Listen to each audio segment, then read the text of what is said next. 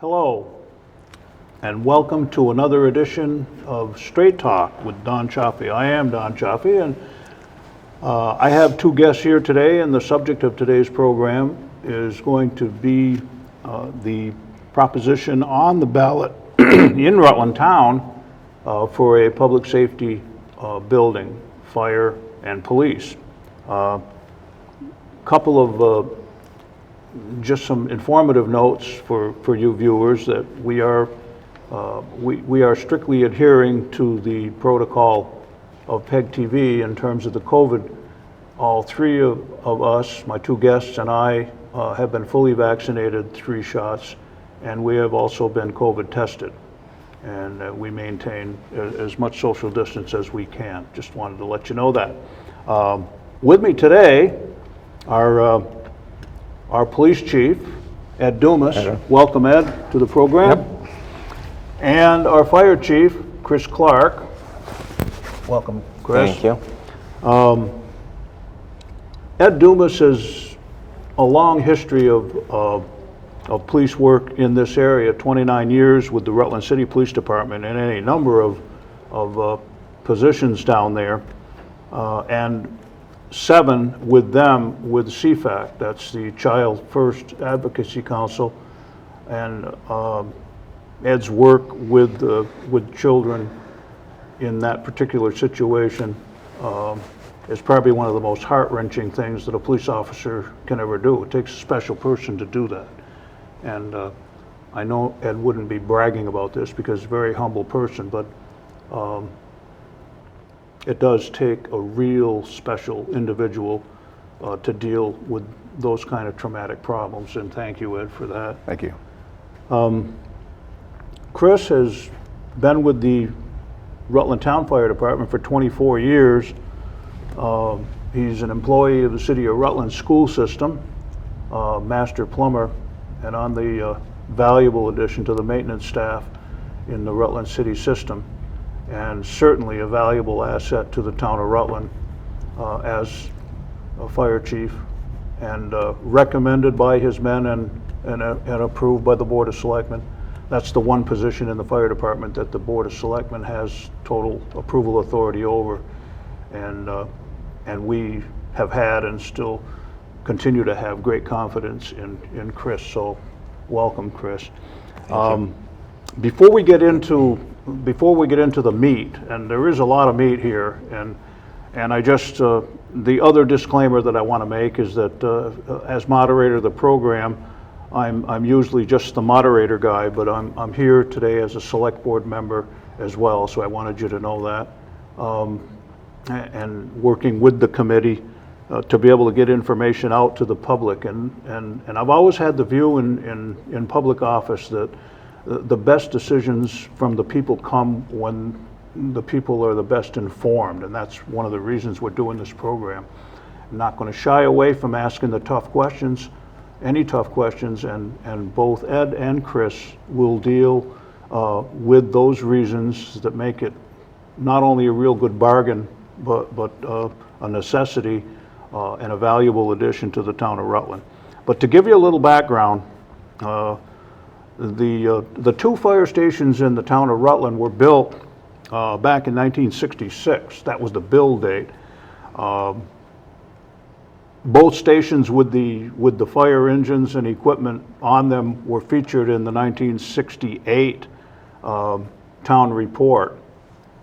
That's a long time ago, and it was done with a lot of hard work, blood, sweat, and tears, scratching up money from wherever it could come, because back in those days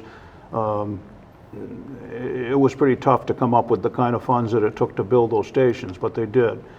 The land was donated in both cases, in Center Rutland and on McKinley. On McKinley, it was donated by the Baird family, and the chief at the time was Dick Spicer, and there were only 3 select board members at that time. They were Fred Gallipo from the east side, and I don't know where Eddie Patch lived, but Bob Solari basically represented the west side of town, and that's kind of the way the select board was set up back then, but there were only 3 members. They went out and scratched up money with with garage sales. I heard stories of all of the men, charter members that had pickup trucks going around into the neighborhoods picking up yard sale, lawn sale donations from people, and then holding a massive town-wide garage sale to raise funds to buy the trucks. And those stations were built. But they were built, again, in 1966. They were built for equipment that was 1966. They were built with materials from 1966. And those stations deteriorated, and that's why we're here now. So I guess to make a transition to today, I would ask Chris first to tell us about the needs. Why do we need to rebuild the McKinley station? It's all yours, Chris. Thank you. McKinley Station is 55 years old. Like Don said, it was built back with materials from 1966, which was cement blocks. All the blocks are starting to deteriorate, just like what happened in Center Rutland when we replaced that station 8 years ago. Also, trucks back in the 60s were at least 10 feet shorter.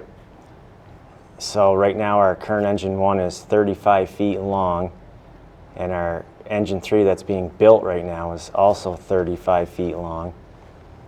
So in the front of the station we have about 4 feet of room between the garage door and the front of the truck, and the same in the back.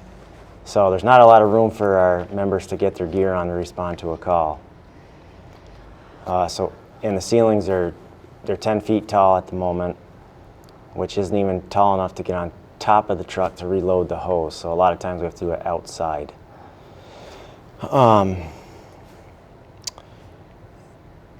With the station being small and 55 years old, the safety, there's no sprinkler system in it. And right now the town has over $2 million just in vehicles. That doesn't count the equipment inside the vehicles, it's just the trucks. So we have 2 engines, a tanker, and a utility truck and a pickup, all crammed into that little building. So in 1980, I believe it was 1980, 81, they added on another bay because they outgrew the 2 bays they had. Originally it was just 2 bays with a meeting room. So they added a bay with an office. But you know, here we are 55 years later and we've outgrown that. So yeah, I can remember back in those olden days where even with the smaller trucks, there would be some difficulties at times with some men. I won't have to name any names, but I have them logged right up here, of people that actually backed into things in the back of the station and did a little damage to the trucks, even though they were smaller. So, you know, space is always a big problem. What else you got for height? We're going to be increasing the height of that correct. station. It's 10 feet now, and we're hoping, I believe Center Rutland is 16 feet in height. How about access now? We've incorporated access into the plan so that we have better access to the... To get inside the building? Yeah, to get the trucks in, you know, drive around and so forth, area, you know. The parking lot, I don't think it's a drive around parking area, but there'll be a lot more parking on each side. It'll be back a little bit, so it'll be easier. You don't have to drive onto McKinley Avenue to turn around and back at the truck in. So it will be safer when it comes to that. Right. Great. Well, you know, we talk about bringing ourselves into the modern world, okay, and upgrading our buildings. To give the residents of the town a perspective on the growth that we've had in the town since that 1967. Our present grand list is just shy of $1 billion. It was 903,791,061. That's our 21 grand list. The growth that's taken place in the town since 1967 is really phenomenal. Commercial growth and residential growth. And later we'll talk about the financials, but back in those days, we operated the town in terms of safety with 2 constables, and they were allocated about 20 hours each per week. I can remember there was some discussion at one time about one of our constables, John Flory, going over his 20 hours without authorization, and it became a big it became a big deal but he said, what am I going to do? People call, they want, they want service, and I've got to be there. I need to respond. 20 hours a week apiece, and that was it. And we would call on the sheriffs, or we would call on the city. They'd take care of it, or the state police would take care of it. But with that kind of growth in the town, we progressed with a need, and I'd like Ed to talk about how we plan to address the current needs of the police department and the transition that you're going to make from a broom closet into a real PD. Okay. So just a brief history. John and Anthony Floyd were our constables for 30, 40 years. 2 great men. Everybody compares themselves to them at this point in time in the town and how they did business. In the last 30 years business, things have changed quite a bit. In 2006, Chief John Sly, or first constable and second constable, John Paul Faignant, took over those 2 positions. There's some limitations as a constable, and the state has changed it so they don't have statewide jurisdiction, only had jurisdiction within their towns. So John Paul Faignant put the paperwork in, and Rutland Town started its first police department. In 2008, I was hired part-time, and I worked part-time and some full-time from then until 2016, when I was hired full-time for the town. In that time, we were initially in the general budget, giving the folks an opportunity in the town to see what kind of work we were going to do and how we did it. In 2013-14 budget, Don Chioffi, he took in the select board at that point in time, wanted to pull our budget out of the general budget and put us into our own budget.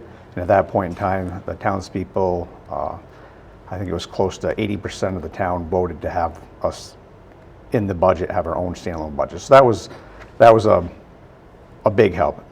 We also had our own cruisers, and they paid us so much a mile or so much an hour for the use of our cars plus our time. And then in 2014, the town authorized us to buy 2 cruisers, and we still have one of those cruisers at this point in time at the school as a school resource officer has it. And that's another thing, we hired another full-time person to work in the school, so we had safety at the school. That person right now is Angie Shermahorn. She's a wonderful lady and does a fantastic job up there. So as we go, we started out also, Ted Washburn, he started in part-time, I believe it was in like 2012, and 2014 he became a full-time Rutland Town police officer. And then from there they had a closet for us, literally just a small office, not much bigger than a closet. Then a couple years later, they gave us a bigger broom closet. It's 11 by 20. I don't mean to be not gracious for the space we have. It's wonderful.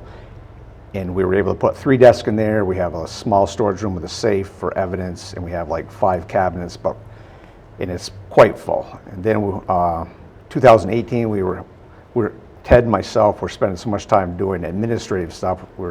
As a police department, you're required to do different things, so we had to the town authorized to hire a part-time person for administrative work, and that was Lynn Galpo, and she's been with us ever since. And more and more her job becomes more important as the town wants statistics on different things that are happening in the town, and that's where you do that. At this current time, the place we have no place to process a prisoner. If you arrest somebody for DUI, you gotta have a place to do it. We have to use the city police or the state police, and sometimes they're busy. We have to get permission to go there. Sometimes they'll give us an officer to babysit the person that we have in custody, to look after them so they don't hurt themselves or anything like that. Well, the other officer does an affidavit and works on the paperwork that needs done to get the person processed, and either they go to court or to jail or whatever the judge or the state attorney want us to do at that particular point in time. The new station would provide us with a Sally port, which is a place where you can drive your cruiser into the station. The door will shut, take your prisoner out of the car, go into a holding area where you can process them for whatever crime they've committed. We have to have an interview room to interview the person. And then there's also a private area for the person can talk to an attorney, in a private area where we can't hear. Then there's a holding area while we do the paperwork, and it'll all be in-house at our station. Right now we have no place to store cruisers, so we'll have a garage with at least hold 2 cruisers there, so they'll be on scene as officers come into work and need them. We need a storage area. We have, like I said, we have literally a small closet with a safe in it at this point in time. Then we need storage for evidence, storage for files. You got to keep sex assault cases forever. The same with any time you have a death investigation.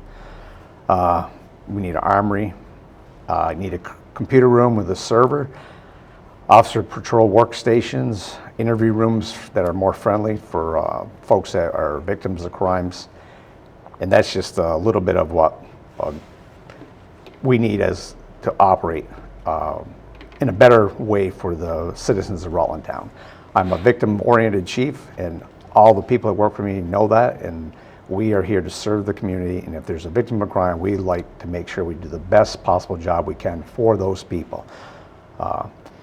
If you don't have the space to do it, we have to rely on other things. We have to do interviews at people's houses. You don't have the same effect, especially when you're dealing with someone who is a criminal. Believe it or not, they do like to lie to the police, but if you take them off their comfort zone and put them in a place that's a little more official, like in a courtroom, people have a little more hard time lying. And also in these interview rooms, we'll have a place that's recorded, because nowadays, if it's not on video and it's not recorded, they tell us it didn't happen. So what people used to believe us, and there have been a few people that have ruined it for us, so now we have to have things recorded. And it makes everything better for the victims of crimes in our area. And thank you very much for listening to me on this request. Thanks, Ed. And I'm sure you know that we're providing for future growth as well. Correct. We're not just planning for today, we're planning for the fairly long-term future for the town of Rutland. And in mentioning that, I'd like to remind or inform, because knowledge is power, of how much infrastructure we have provided in the town of Rutland with this growth that we've had, and with the 1% option tax, which the voters were quite intelligent enough to put in years ago, and has produced about $11 million that we, previous boards and the leaders in this town have really used to best advantage. We've done all kinds of infrastructure improvements, and this one here kind of is the cream on the top. This is the culmination. We don't have a lot more infrastructure to deal with. We have a renovation of the basement in the town hall. That's pretty much it. But over the years, we've renovated the town hall. We've constructed a highway garage. We rebuilt and modernized one of our 2 fire stations. We've created and equipped a full-time police department. We've provided an SRO, which is a school resource officer for our school system for the protection of our children and the school staff. We have provided increased funds for a very aggressive road repaving program and maintenance program resulting in some of the best maintained highways in the county. We've upgraded and modernized our transfer station. We've made major improvements to our recreational facilities, and we're planning on replacing the pool with more funds, and we're adding more facilities there for the enjoyment of our people. And so lastly now, this upgrade is necessary. And with that, we'll close and we'll deal with a financial segment in just a minute.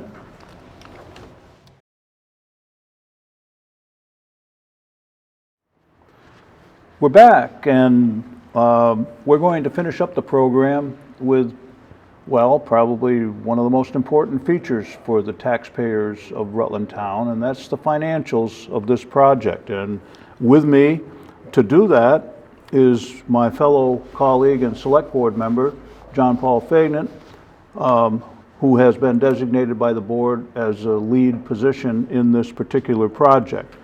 Welcome, John Paul, and it's all yours. Thanks, Don, and thanks for agreeing to help us present this to the Rutland Town voters. I want to begin just to review a little bit with you the fiscal management of the town, because we've got a very good program in place in terms of managing our expenses and services. As a matter of fact, we're the envy of most of the other towns, primarily because of the way we manage our finances.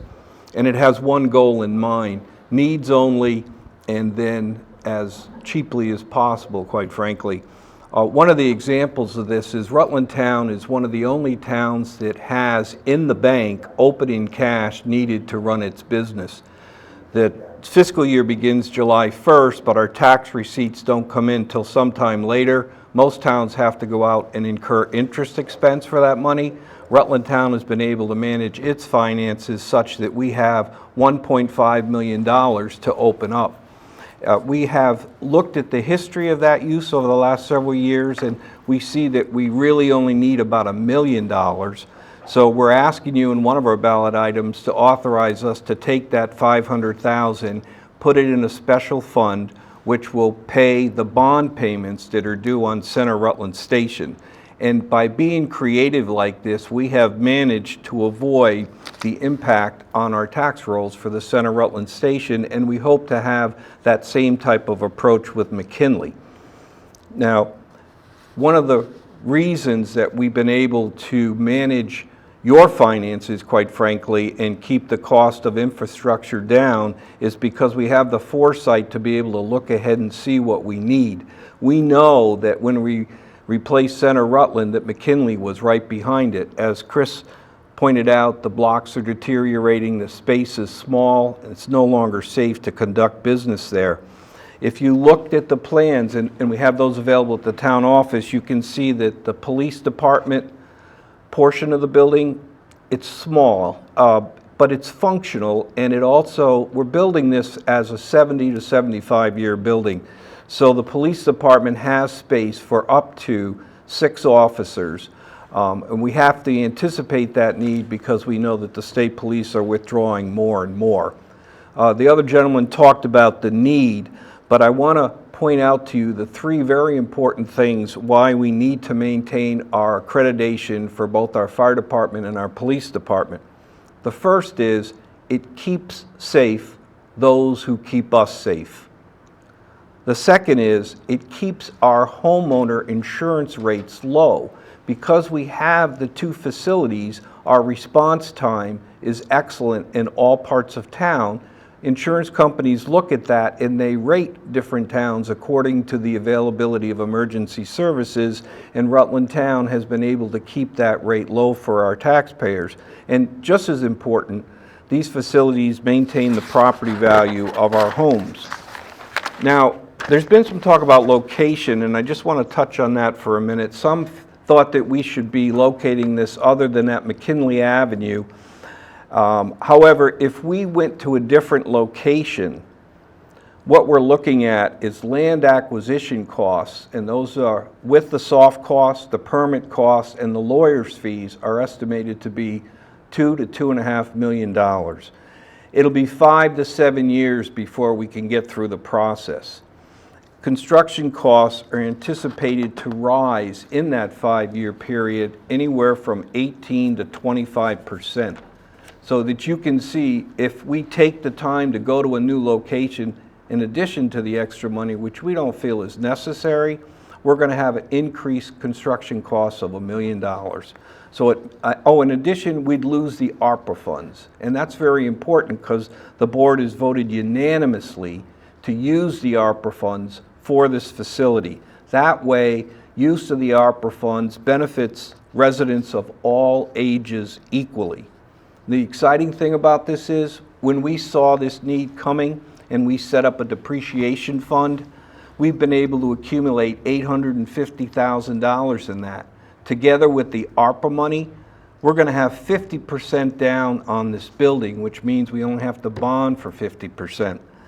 It's kind of exciting to be part of this and to realize that those that are prepared, opportunity comes to. We know we've had to do this. We've been behind the curve because we don't want to borrow a lot of money, and we're now at the point where we can recommend to you unanimously, the full board is in unison to tell you that we need to continue to protect the town. In doing so, we protect our first responders, who in return protect us. So I hope you'll see the benefit of moving on this, moving on it quickly. The McKinley Avenue site, I do want to point out, is just within eyesight of the state police barracks. And before they located the state police there, they did a study to see where they could locate it to provide the best response. So we are literally in a best response position on McKinley Avenue. The other benefits of using McKinley: we don't need the acquisition costs. We don't need to spend $2.5 million for permits, and nor do we need to wait the 5 or 7 years, which are only going to increase the cost of this facility, which, as I mentioned earlier, we absolutely need. So I hope you'll see how this issue has unified your board and its department heads. We're all putting an effort in so that you can see how smart it is for us to do this and do it now with the ARPA funds. Thank you. Beautiful, JP. And we encourage the citizens of Rutland Town, if they have questions on this, to call us individually or stop, come to a meeting, participate by Zoom if you wish. But we want an informed public, so if you have questions about this, we think we've answered most of your questions. The fact of the matter is, we're doing this because we need to do it, not just because we want to do it. And we're planning, we've got this situation where we have the availability of the 1% funds, and pretty much our infrastructure needs will be, for the most part, completed when we finish this project. But those funds will still continue to come in, those 1% funds, which we feel will in the future reduce the taxes to the citizens of Rutland Town, as they have kept the taxes under control for the last 6 or 7 or 8 years, 9 years that this program has been going. That brings up an excellent point, Don. We, as you know, we've got a pretty unique staff, and we've always got an eye out for any grants that might be available. There are significant monies that are going to follow the ARPA funds, and we are already analyzing those grant requirements to see if we can't get the rest of this bond paid for by grants, because the next round that's coming after ARPA are specifically designed for first responder infrastructures. So I don't want to put that out there in terms of, yeah, we're going to be able to do that, but I can tell you that we'll be keeping a sharp eye out for it. Great. And don't forget the dates that we have.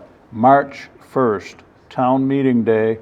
We encourage all citizens of Rutland Town to get out and vote, and we really encourage you to support a very, very progressive, forward-looking project like this. It's number what on the ballot? So it's JP? number 20, item 23 on the ballot, and it reads, shall the town of Rutland replace McKinley Avenue Fire Station with a public safety building to house the Rutland Town Fire and Police Departments at a cost not to exceed $4,146,563, to be funded by the American Rescue Plan Act, that's ARPA, grants of $1,220,781, and payment from the town's capital reserve project of $771,231, leaving approximately 50% or $2,154,000 to be financed by a bond not to exceed 25 years.